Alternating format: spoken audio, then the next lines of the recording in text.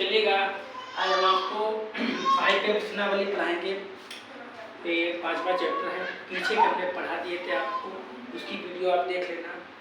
तो 5 से चलेंगे। 5वां पार्ट समांतर श्रेणी है, तो समांतर श्रेणी डॉक्टर नॉलेज से आपको पढ़ाएंगे, ठीक है।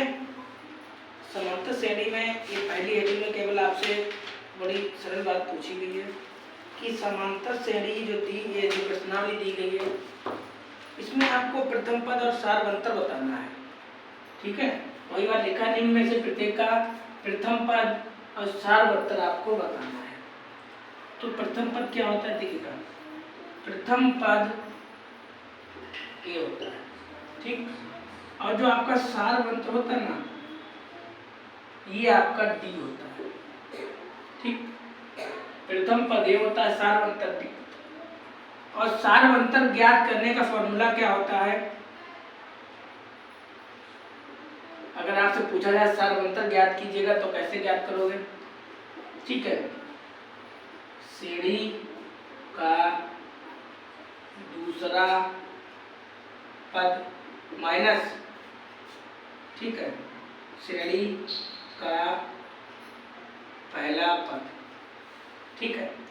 ये आपका सारवंतर ज्ञात करने का फॉर्मूला होता है, श्रेणी का दूसरा पद और श्रेणी का पहला पद, ठीक है। अब इसे आप शॉर्ट में भी लिख सकते हो, a2 माइनस a1, ठीक। ये आपका शॉर्ट फॉर्मूला है, d बराबर a2 माइनस a1। ये दूसरा है, ये पहला पद है, ठीक। अब आपको ऐसे करके दिया गया तो कैसे लिखोगे, इसे a1 लिख लो, इसे a2 लिख लो, इसे 3 लिख लो, इसे 4 लिख लो, ठीक है। तो आप इतना बात ध्यान रखना कि प्रथम पद को ऐसे लिखते हैं, सारवंतर को डी से लिखते हैं, और सारवंतर जब निकालना होता तो यह फॉर्मूला लिखते हैं, श्रेणी का दूसरा पद माइनस श्रेणी का पहला पद, या तो फिर ऐसे लिख दिया डी बराबर a2 माइनस a1, ठीक है। तो अपने ज़्यादा बात नहीं करते हुए चलते हैं अपने सवाल की तरफ। मेरा पहला सवाल देखो क्या है कि 3, +1 -1 और -3 इतना ही आपको दे रखा है।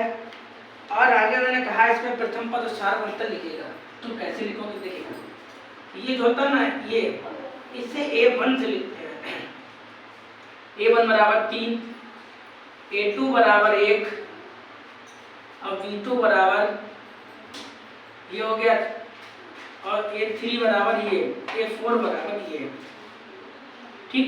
a1 a2 a3 a4, इतने में कोई दिक्कत आई मान दिए रखे थे, वही हमने लिख लिया कि a1 बराबर ये है, a2 बराबर ये है, a3 बराबर ये, a4 बराबर ये है, इतने में कोई दिक्कत नहीं।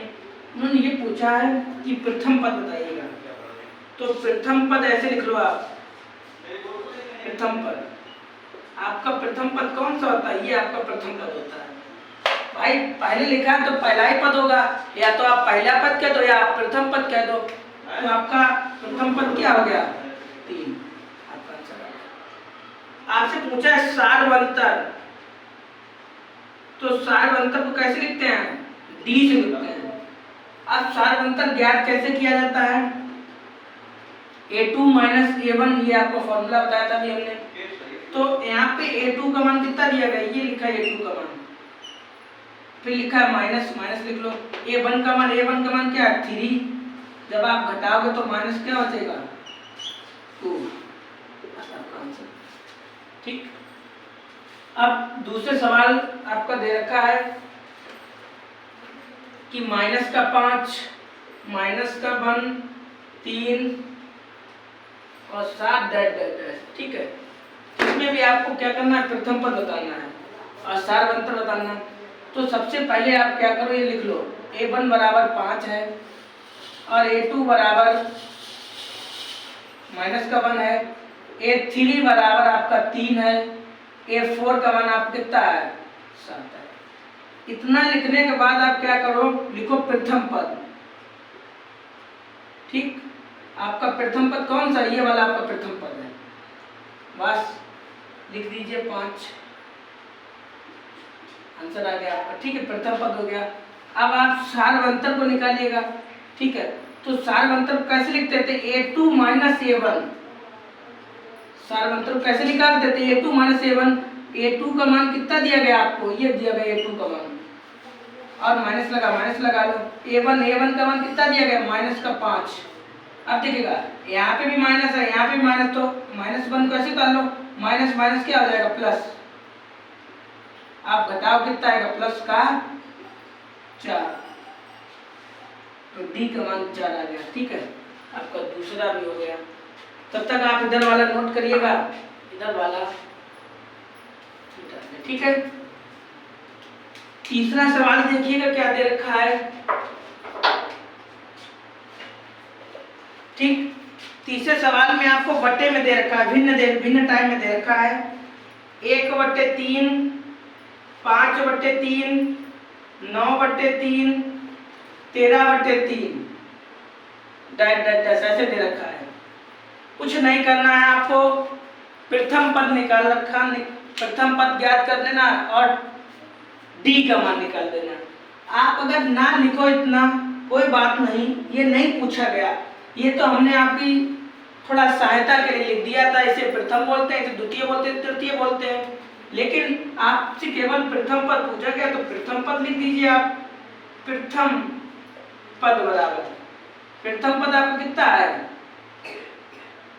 प्रथम पद आपका तो यही है ना भाई, प्रथम पद पूछा गया, प्रथम पद क्या हो गया आपका, ये बस आंसर आ गया।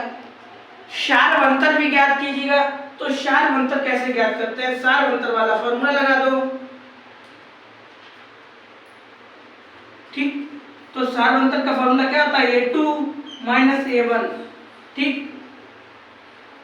तो a2 का मान कितना दिया गया, यहाँ पे लिखो a वाला a1 था, ये वाला a2 था, तो a2 का मान दिया गया 5/3, a1 का मान दिया गया है 1/3।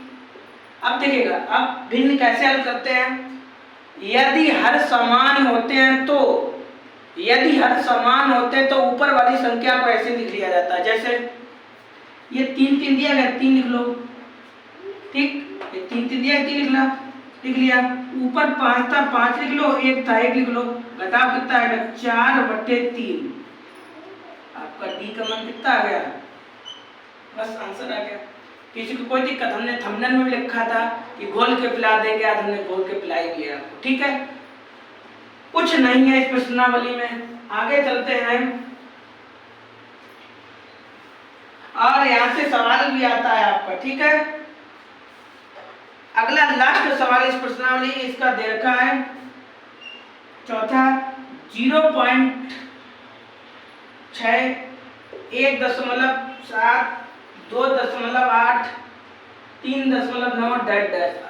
मेरी इच्छा है आप वीडियो को रोक दें एक बार और अपने आप लगा के देखें, आप पे लग जाएगा। इसीलिए हमने आपको थंबनेल भी बना दिया था कि घोर के पिलाएंगे तो पी बगाए। कुछ नहीं भाई करना है, आपको केवल प्रथम पद लिख देना है। प्रथम पद आपको क्या है, प्रथम पद आपको दे रखा है, बस आंसर हो गया। कुछ नहीं करना। अब आपको सारवंतर ज्ञात करना है। सारवंतर किससे लिखते हैं, डी से। तो डी बराबर a2 - a1। ठीक, तो a1 का मान ये होता है, a2 का मान ये होता है, 3 का ये होता है। पहले बता दिया छाट के, लिखो तो लिख लो, नहीं तो ऐसे आप ऊपर से अनुमान लगा लो। तो a2 का मान कितना दिया गया, 1.7। a1 का मान कितना दिया गया, 0.6। आप घटाइएगा। और हाँ, दशमलव को घटाना कैसे किया जाता है देखिएगा, दशमलव के नीचे ही दशमलव रहना चाहिए। तो दशमलव नीचे दशमलव है, घटाओगे 1, इसे 1 ऐसे लिख लो, क्या आएगा 1.1। जरा आंसर मिला लीजिएगा अपनी और देखिएगा क्या आंसर आ रहा है। बस इस वीडियो में हमने इतना ही लगाया था, ये थोड़ा बहुत सरल था। आगे वाली वीडियो आपको अगले पार्ट में मिलेगी। ठीक है, वो थोड़ा उसका अलग प्रोसेस है, तो आपको अगले वीडियो में समझाएंगे। इतने में अगर कोई दिक्कत हो तो आप कमेंट करना, हम आपको दोबारा समझा देंगे वो सवाल।